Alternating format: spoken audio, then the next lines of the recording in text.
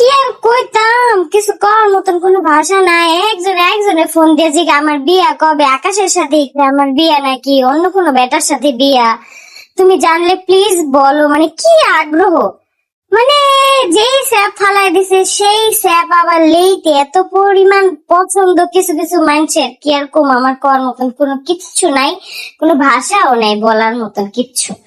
মানে আমার গু খাওয়ানোর লেগে পুরা খায় একজন, আমার এই কালা গুই এত মজা লাগে গো খাইতে।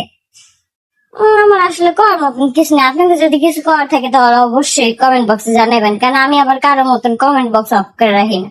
আমার কমেন্ট বক্স সবসময় খোলা থাকে, আপনারা আপনাদের বক্তব্য সুন্দরভাবে পেশ করতে পারবেন, কোনো সমস্যা নেই।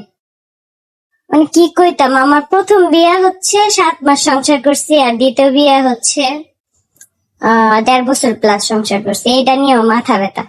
নিজের হোগায় যে এতটুকু এটা দেয় না, আমার হোগার এতটুকু গুলে টানাটানি করে।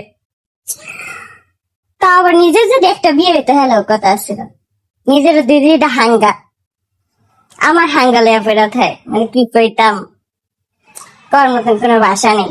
বাই দ্য ওয়ে, আমার মার কিন্তু একটাই বিয়ে হয়েছে, আমার মার কিন্তু 14টা বিয়ে হয়নি। আমার মার একটাই বিয়ে হয়েছে, ঠিক আছে?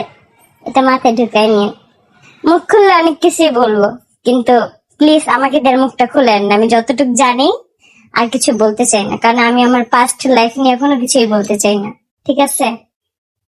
না আমার বিয়ের দাওয়াত খাওয়ান লেগে যায়, তোকে দাওয়াত দিছি কে? হ্যাঁ, তোকে দাওয়াত দিব বিয়েতে?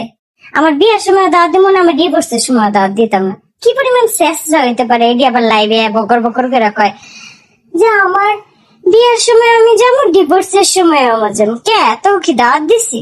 সিনাল আর সিনাল, মানে কি কোন কোন মতন আর ভাষা নেই। মানে এখন আর